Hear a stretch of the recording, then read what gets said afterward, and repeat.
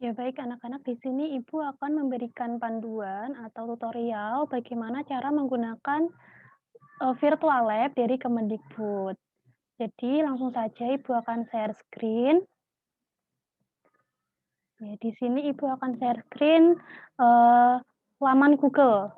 Di sini kita yang pertama kali kita lakukan yaitu, melakukan pencarian dengan mengetikkan, virtual lab Kemendikbud di laman pencarian, kemudian diklik seperti ini. Nah, ini akan muncul seperti ini. Nah, kita pilih link yang, paling atas ini, atau Laboratorium Maya Homepage ini ya.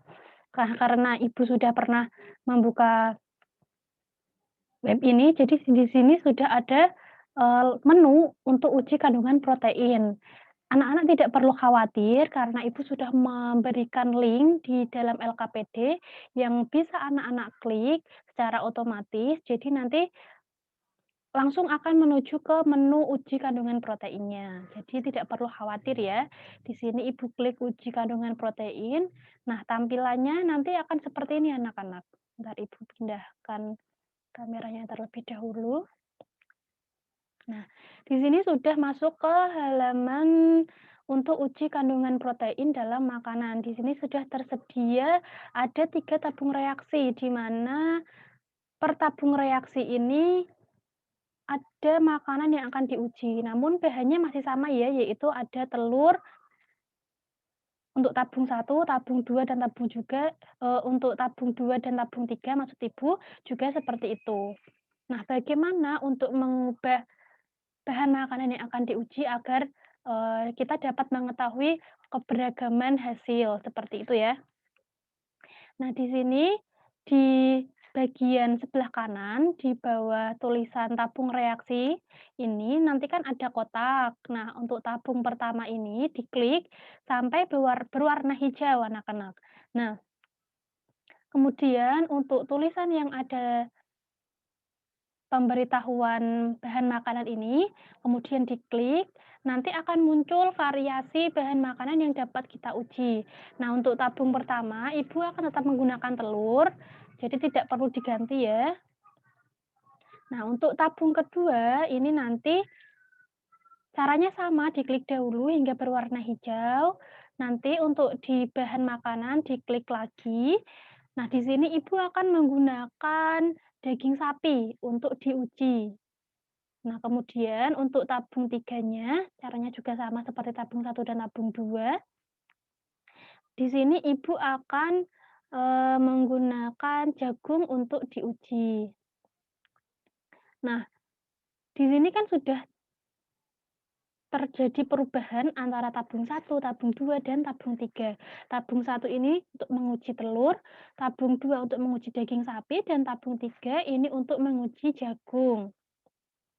Lalu bagaimana cara menguji atau mendeteksi adanya protein di dalam bahan makanan tersebut? Nah, di sini kita menggunakan larutan biuret. Larutan biuret itu apa sih, Bu? Larutan biuret itu campuran dari senyawa NaOH atau natrium hidroksida dan juga senyawa CuSO4 atau tembaga 2 sulfat.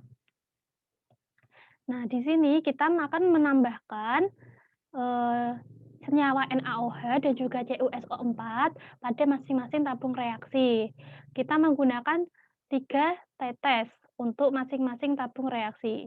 Jadi kita, eee, menambahkan natrium hidroksida terlebih dahulu pada masing-masing tabung.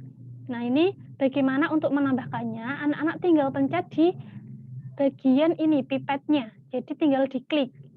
Jadi nanti akan muncul tetes demi tetes, satu klik, satu tetes. Jadi kalau kita membutuhkan 3 tetes, kita melakukan 3 kali klik di pipet tersebut. Nah, ini pipetnya diarahkan ke tabung yang akan diuji. Jadi setelah diarahkan seperti ini, dipastikan bahwa tetesannya nanti bisa masuk, kemudian diklik, satu, 2, 3. Nah, begitu ya. Kemudian diganti dengan CuSO4. Bagaimana cara menggantinya? Di sini di bar sebelah kanan ini kan ada, pilihan NaOH dan CuSO4 eee, karena di sini kita sudah menggunakan natrium hidroksida atau NaOH, jadi di sini kita harus menggantinya dengan tembaga 2 sulfat atau CuSO4. Nah, di sini tinggal diklik CuSO4-nya.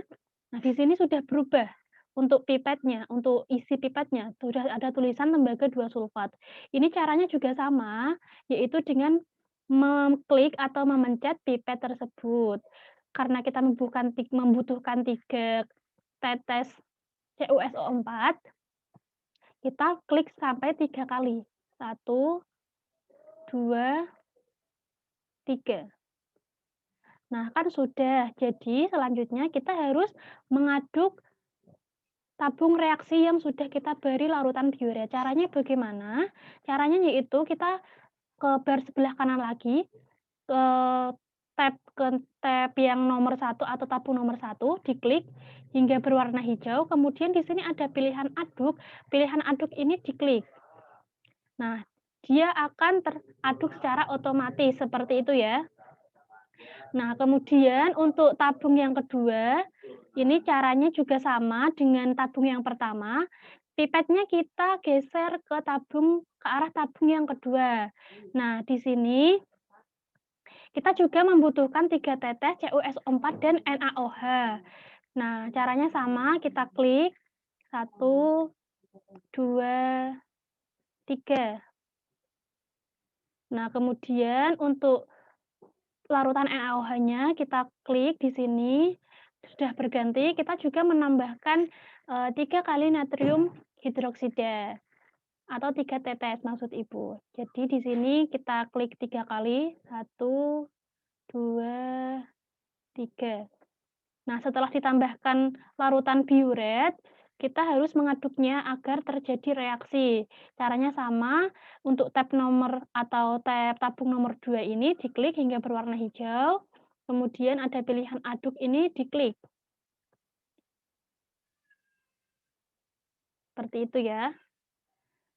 Kemudian untuk tabung nomor 3 ini caranya juga sama. Di sini kita tambahkan natrium hidroksida terlebih dahulu sampai 3 tetes. 1, 2, 3. Kemudian ditambahkan larutan CuSO4. 1, 2, 3. Kemudian setelah ditambahkan larutan biuret,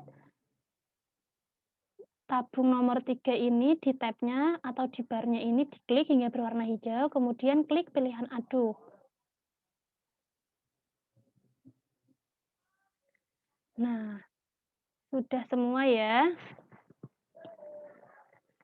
Di sini sudah terjadi perubahan warna dari tabung nomor 1, kemudian tabung nomor 2, dan juga tabung nomor 3. Lalu bagaimana cara mengetahui atau menganalisis bahwa makanan tersebut itu mengandung protein atau tidak? Jadi, indikator adanya protein dalam bahan makanan yaitu setelah ditetesi dengan larutan biuret, itu dari berwarna biru muda kemudian akan menjadi warna ungu. Nah, untuk tabung pertama, yaitu bahan makanannya adalah telur, di sini tadi, bahan makanannya awalnya adalah putih, kemudian setelah ditetesi larutan biuret, berwarna biru muda, dan setelah diaduk dan terjadi reaksi, dia berwarna ungu. Jadi dapat disimpulkan bahwa tabung nomor 1 yang berisi telur ini, bahan makanan telur mengandung protein. Nah, untuk tabung nomor 2 dari daging sapi tidak terjadi perubahan apa-apa atau masih tetap dalam warna biru muda. Jadi bisa disimpulkan bahwa daging sapi ini tidak mengandung protein. Kemudian untuk tabung nomor 3 yaitu jagung.